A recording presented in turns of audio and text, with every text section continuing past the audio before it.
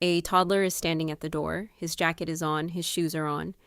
He is ready, and he will not move until his mother picks up her keys in the exact order she always picks up her keys. Left hand, then right pocket, then bag. Most parents call this controlling behavior. Some call it a phase. Some quietly wonder if something is wrong. But developmental neuroscientists have spent 2 decades studying exactly this moment. And what they found does not just explain your toddler. It explains how the human brain learns to feel safe in a world it does not yet understand. The setup. Everyone knows this. You have seen it. The child who falls apart when the dinner plates are different, who cannot sleep unless the bedtime sequence happens in exactly the right order, who notices, frightened, albeit with alarming precision, that today's drive to the park went a slightly different way. The standard explanation is that toddlers are rigid, that they are in a controlling phase, that they need to learn that the world does not bend to their preferences. Here is what the standard explanation gets completely wrong. Your toddler is not trying to control the world. Their brain is trying to predict it. And those are 2 completely different things, with 2 completely different solutions. The science. To understand what is actually happening, you need to understand how the brain decides whether something is safe. In your brain, and safety is assessed through multiple systems: memory, experience, reasoning, context. You encounter something unexpected, and within milliseconds, your brain runs it through years of data and concludes, different but not dangerous. A toddler brain cannot do this. Research from Dr. Bruce Perry at the Child Trauma Academy, whose work on early brain development has been cited in pediatric mental health policy in over 40 countries, shows that children under age 4 assess safety almost entirely through one mechanism: pattern recognition. If what is happening now matches what happened before, the brain registers safety. If what is happening now does not match, the brain registers potential threat, not because the toddler is irrational, because the brain literally has no other tool yet. The prefrontal cortex, the part of the brain responsible for reasoning, context assessment, and the ability to say this is different but okay, is under construction at age 2, at age 3. It is barely a foundation. So the brain falls back on the only system it has, the amygdala, the threat detector. And the amygdala asks one question about everything it encounters. Have I seen this before? Yes. Safe. No. Unknown. Unknown. Respond. This is not rigidity. This is survival intelligence operating in a brain that has not yet built the hardware for anything more sophisticated.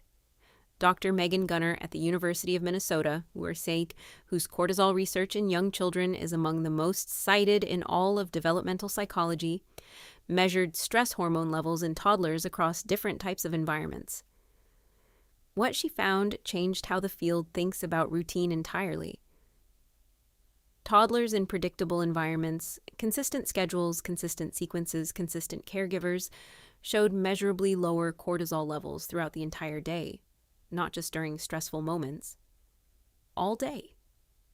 Meaning the predictability of the routine was actively reducing the baseline stress load on the nervous system. Constantly. Not just when things went wrong.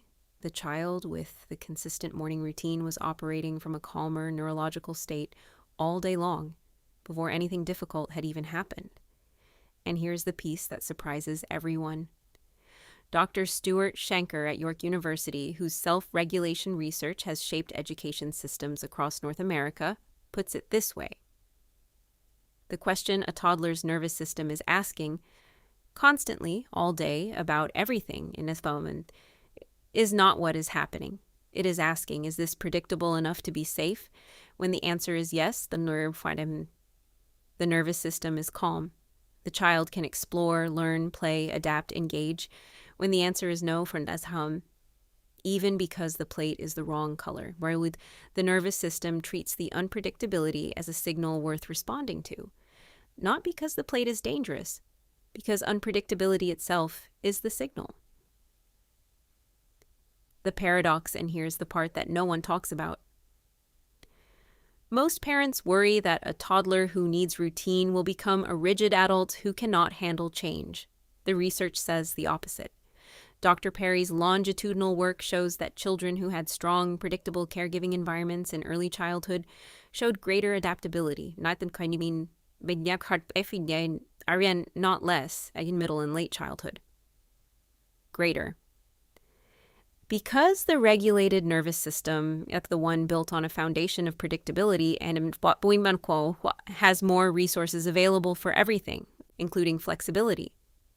Think of it this way. You cannot teach a child to swim by throwing them into deep water and hoping they adapt. You start at the shallow end. Small steps, each step building the capacity for the next. Flexibility is the same. You do not build it by exposing an unregulated nervous system to constant unpredictability and hoping it toughens up. You build it by creating a foundation of felt safety from which small, manageable doses of novelty can be introduced in a brain that has enough regulatory resources to handle them. The routine is not the cage, the routine is the launching pad. What to do 3 things the science tells us directly. First, sequence over schedule.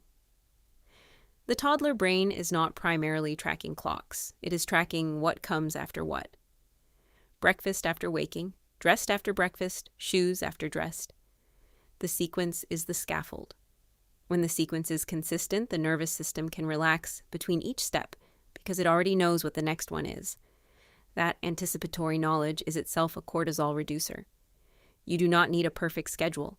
You need a consistent sequence. Second, prepare for change before it arrives. Research from Harvard's Center on the Developing Child shows that children given advanced preparation for routine changes show significantly lower cortisol responses to those changes than children who encounter the same changes without warning. Same change, different cortisol, because of information given the night before. Tomorrow is different from today. Tell them tonight, not with anxiety, with calm, specific information. Tomorrow we are going somewhere new. First we drive, then we go inside, then we come home. These things are different. These things will be the same. The different and the same. Both pieces. The different is the change. The same is the anchor. Third, model regulated flexibility.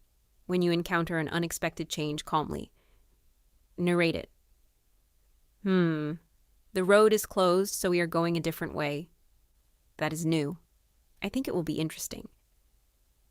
Your toddler's nervous system is reading your nervous system constantly. When you model regulated flexibility, calm, curious, unalarmed, you are teaching it in real time. The brain that watches a regulated nervous system handle change learns that change can be handled, not from a lecture, from watching you. Close. The next time your toddler falls apart because something small is different, remember what is actually happening. Their brain is reaching out for predictability the same way it reaches out for your face, for the same reason. Because in a world that is almost entirely unfamiliar, a world they have been in for less than 3 years, pattern and consistency and sequence are not just comfort. They are the mechanism by which the brain learns that this world is safe enough to exist in. The jacket before shoes is not about a jacket. It is about whether the brain has enough safety in its foundation to relax. And you, with the consistent morning sequences and the advance warnings and the same words in the same order, are not building a rigid child. You are building a nervous system with enough felt safety in its foundation that one day, not far from now, it will be able to encounter unpredictability with curiosity instead of collapse. The routine phase will not last forever, but what you build inside that small brain during it, that lasts.